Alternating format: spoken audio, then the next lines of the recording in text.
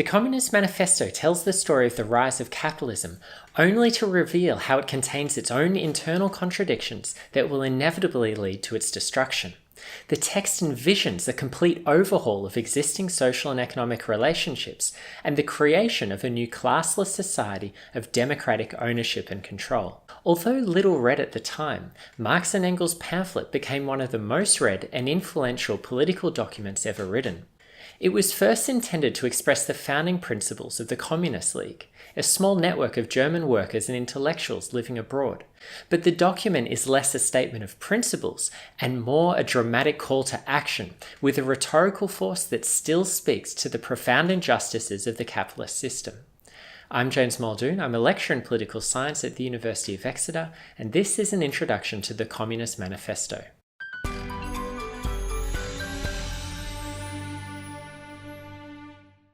The Communist League. The Manifesto emerged from 2 decades of political turbulence following the July Revolution of 1830 in France. This revolution had reasserted the power of Western liberalism and had given renewed strength to the bourgeois class through new legislative powers for the upper middle classes and freedoms of the press. This was embodied in the rise of Louis-Philippe as the citizen king, one of the richest landowners in the country who embodied the bourgeois ideals of capitalism and constitutional rule. But in 1830, only a small fraction of the adult male population had the vote. Radical democratic forces such as the British Chartist movement rallied for the extension of the franchise to all adult men. At the same time, the Industrial Revolution, which began first in Britain, was beginning to transform largely rural agrarian societies through large-scale mechanized production. Changes in the economy inspired radical reformers and early socialists to call for reforms to how property was organized. They thought it was not enough to have equality before the law when enormous inequalities existed in the economic sphere. Early socialists such as the English followers of Robert Owen and the French followers of Charles Fourier and Saint-Simon argued for new forms of collective ownership of property.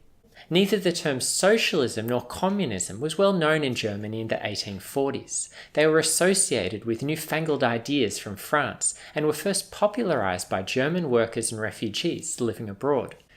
The Communist League was a relatively small network of around 300 workers who operated in secret. It arose out of another group called the League of the Just. Their goal was the emancipation of humanity through the dissemination of a theory of collective property.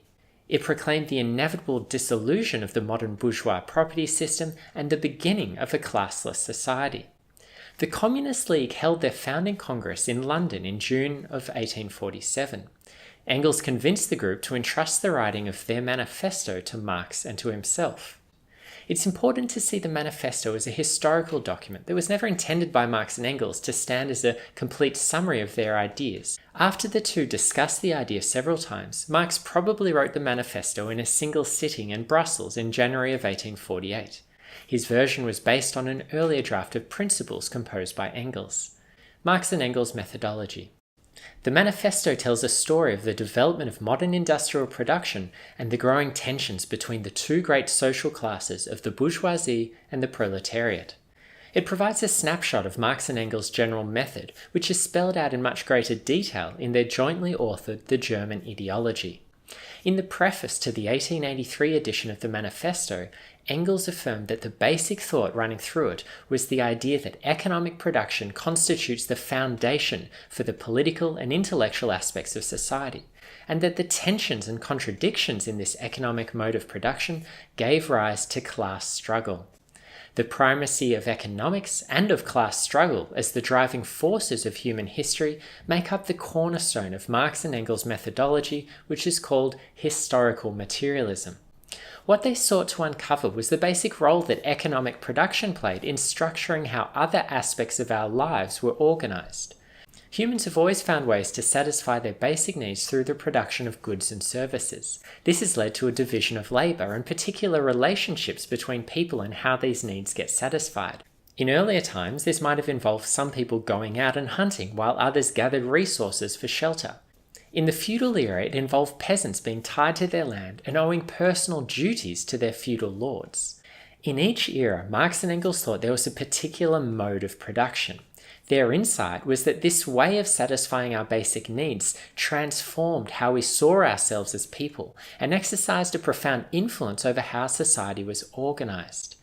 An agrarian society with a king and feudal lord produced a particular set of politics, religion, and social ideas.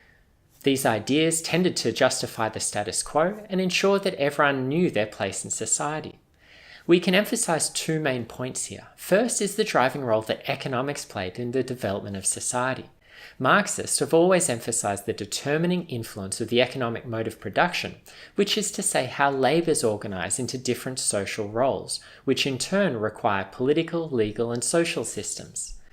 We could say that the production of basic needs also involves the reproduction of particular modes of life.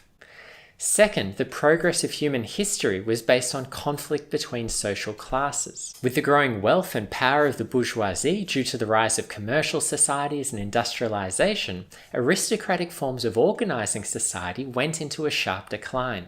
There was a conflict between these two classes over whose values and ways of living should be dominant. This was based on concrete changes in who had control over land and the production of goods and services. Hence, the first line of Chapter 1 reads, "The history of all hitherto existing society is the history of class struggle." The Bourgeois Revolution. The Manifesto is divided into 4 short chapters. The first tells the modern history of class struggle. The second outlines the historic role of the Communist Party in leading the proletariat. The third offers criticisms of rival socialist groups, while the fourth delivers a rousing call to arms for workers to unite and overthrow the bourgeoisie. The language of the Manifesto is spirited and colourful, with many Gothic images of ghosts and monsters. It opens with the famous line, "A spectre is haunting Europe, the spectre of communism." It connects the concrete fight of workers that they would have had direct experience with in their everyday lives with an ancient history of struggle between oppressor and oppressed through different ages. The message here was that society has always been organized unequally, with one part of society exploiting the labor of another. But there was something new and distinctive about the most recent form of bourgeois rule. Chapter 1 offers a series of snapshots of the different stages of development towards a fully developed global capitalism. In Marx's time, only the first steps of this development were visible. One of the reasons the Manifesto still speaks to us is how prescient it was in its predictions about the spread of capitalist relations of production. Marx and Engels argued that the bourgeois revolution in production had led to enormous transformations in economic and social relations, and that many of these were positive steps in the history of humanity. No other class had created such powerful means to produce goods and services, nor had it so dramatically revolutionized the economic world. But there was also a darker side of this bourgeois revolution. In sweeping every aspect of society up in its economic system, it had reduced every relationship to a commodity for economic exchange. This system, which began in Europe, also spread outwards like a zombie army, compelling everyone to enter into the capitalist system, thus recreating the entire world in its own image. European capitalists attempted to open new markets for their goods through colonial expansion and the oppression of non-European peoples. In this dramatic narrative of the incredible rise of the bourgeoisie, the turning point comes at the moment of the creation of an increasingly unified and self-conscious working class. The proletariat. Marx and Engels describe capitalism as like a sorcerer who is no longer able to control the power of their own magic. The bourgeoisie had conjured up a force that would inevitably lead to its own destruction. Why did Marx and Engels think that the workers would inevitably bring about the end of capitalism? Capitalism involves a specific type of relationship between capitalists and workers. Workers with no capital of their own, many of whom had been forced off their land or had to move to cities looking for work, were forced to sell their labor to survive. In 19th century European capitalism, many of these workers had no other choice but to take monotonous and soul-destroying work in large factories. These jobs gave low wages and often had terrible working conditions. Marx and Engels evocatively described the oppression of workers under factory conditions. As workers grew in number and became more concentrated, they began to understand themselves more as a unified and self-conscious class with shared interests and a shared political program. The danger was that workers could be divided amongst themselves and begin to compete against each other along the lines of nationality, race, or identity. For Marx and Engels, the proletariat was the essential and revolutionary class that could put an end to class society by taking over the means of production and instituting a democratic and collective rule over economic production. The communists and a classless society. In Chapter 2, Marx and Engels addressed the role of communists in relation to workers and answered a number of objections to their political program. At the time, socialism and communism were new terms in Germany and had overlapping but not identical meanings. One of the reasons they give for choosing communism over socialism was that socialism was associated with middle-class bourgeois reformers who didn't necessarily require the self-emancipation of the working class. Marx and Engels argued that communists should come from and address themselves to the working class. They were critical of bourgeois reformers who had paternalistic plans to save the workers through top-down legislation and welfare programs. Communists should see themselves as part of the working class and its movement towards self-emancipation. Following this point, they clarified what they meant by the abolition of private property.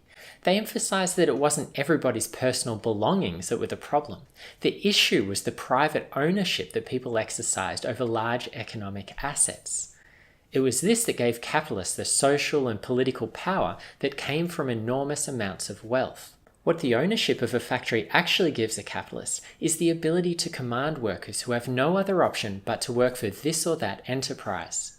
By paying the worker the mere minimum wage for them to survive, the capitalist exploits their labor by pocketing the rest of the value they produce. The problem with private property was that labor is exploited simply to produce more private capital. In a communist society, Marx and Engels proposed that labor would be organized to enrich the community and for the people to live fulfilling and creative lives. They addressed the concern that the abolition of private property sounds a lot like the violation of people's rights and a reduction of their freedom. In response to this criticism, they argued that the intention was merely to eliminate the vastly unequal power structure that allowed the rich to dominate society through their private fortunes. The reality was that most people didn't enjoy any freedom to buy and sell because they didn't have any capital. The only people who should be concerned about the abolition of private property were the dominating class who gained their wealth through the exploitation of workers. A second objection was that communists called for the abolition of the bourgeois family. Marx and Engels argued that what they called for was not the collective ownership of women, but rather women's liberation from wage labor and from unpaid reproductive labor in the family. The bourgeoisie, they claimed, merely saw women as an instrument of production, both in the household and the workplace. The communist program called for the flourishing of women as equal members of society, able to fully participate in all aspects of social life. The Manifesto also declared the communist program an international one that aimed for the liberation of all workers regardless of their nationality. Nationalism, the ideology of glorifying one's own country over others, was a way of dividing workers against each other. It could lead to potentially tragic consequences of war and international conflict. The Manifesto claimed that national differences were reducing on account of the global development of capitalism. While it's true that there's now a global class of ultra-rich from many different countries who have more in common with each other than with workers from their homeland, Marx and Engels underestimated the driving force that nationalism would continue to play in the 19th and 20th centuries. The goal of communists was to lead the workers in a revolutionary movement which would seize the means of production from the bourgeoisie and establish collective ownership over economic assets. The ultimate aim was to create a classless society in which no class would exploit the labor of another. The Manifesto called for the immediate seizure of private property and for the state to act as an intermediary institution in a transitional period. This is a point of great contention because the reality of many 20th century communist dictatorships was that the state didn't disappear at all and instead formed the basis of a new form of tyranny. Marx and Engels confirmed in a later text on the Paris Commune that workers wouldn't be able to use the state in its present form to carry out a program of workers' emancipation. But the Manifesto, as it was written in 1847, reads like a text more in the Jacobin tradition of a centralized apparatus as the instrument of political power. The final goal for Marx and Engels was a classless association of producers, where the free development of each was the condition for the free development of all. Socialist literature. Chapter 3 is the least read section of the Manifesto, partly on account of the fact that many of these socialist groups are no longer widely known. Marx and Engels distinguished their own variety of communism on the basis that it advocated a more ambitious plan of social and political reform that included public control over economic assets and a leading role for the working class.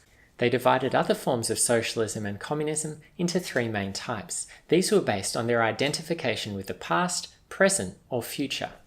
First, backward-looking forms of socialism identified the good society as having already occurred in the past. This could be based on an aristocratic glorification of feudal society that was destroyed by large-scale industry.